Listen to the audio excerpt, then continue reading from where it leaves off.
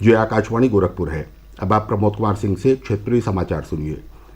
प्रधानमंत्री नरेंद्र मोदी ने कहा है कि भारत बौद्ध दर्शन का केंद्र है।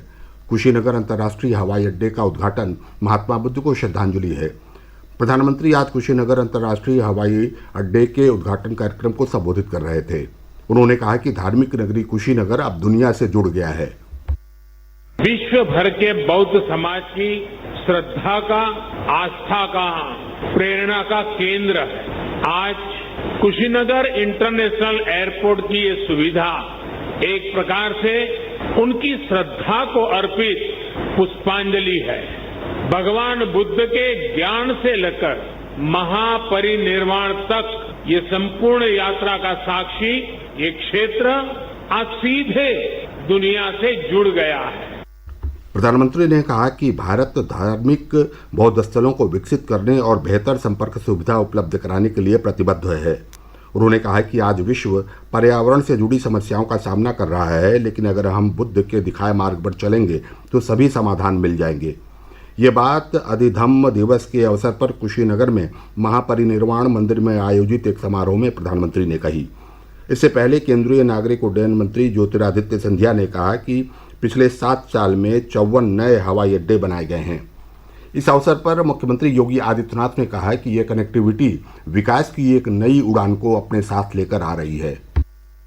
उत्तर प्रदेश के अंदर एयर कनेक्टिविटी हर एक शहर के साथ जुड़ी है और यह एयर कनेक्टिविटी केवल वायु सेवा के साथ एक स्थान को दूसरे स्थान को जोड़ने का माध्यम नहीं बना है, विकास की ढेर सारी योजनाओं को भी अपने साथ लेकर के आ रही है। विकास की एक नई उड़ान के साथ आ रही है। कुशीनगर उत्तर प्रदेश का तीसरा अंतर्राष्ट्रीय हवाई अड्डा है और वर्तमान में उत्तर प्रदेश 11 नए एयरपोर्ट पर कार्य कर रहा है।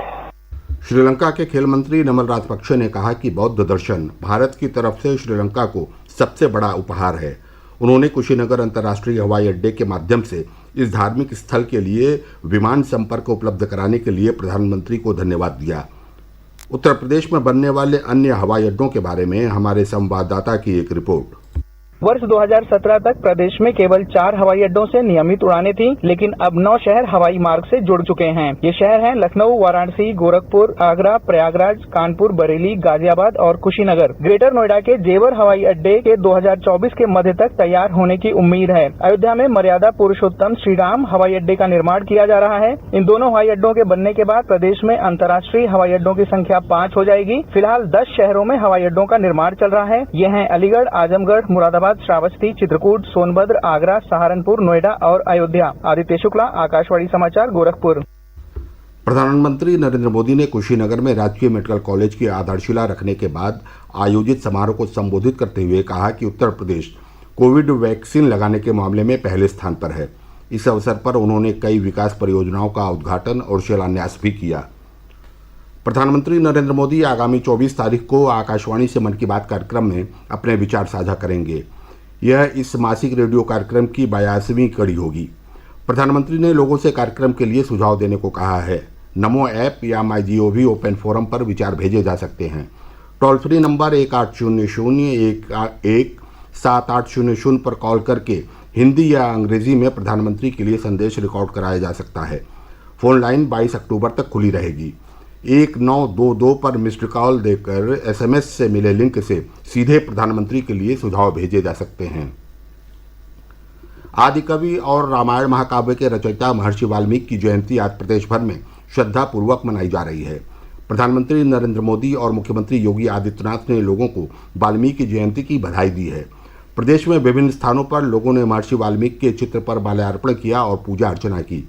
कई स्थानों पर गोष्ठियों के आयोजन किए गए, जिसमें वक्ताओं ने महर्षि वाल्मीकि को आदि कवि के रूप में स्मरण किया।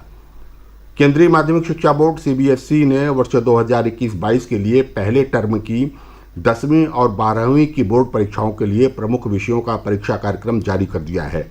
डेटशीट के अनुसार 10वीं के प्रमुख विषयों की परीक्षा 30 नवंबर से और 12वीं की 1 दिसंबर से शुरू होगी। ये समाचार बुलेटिन हमारे YouTube channel AIR news Gorakhpur और ट्विटर हैंडल AIR News_GKP पर भी उपलब्ध है। इसके साथ ही क्षेत्रीय समाचारों का ये बुलेटिन समाप्त हुआ। नमस्कार।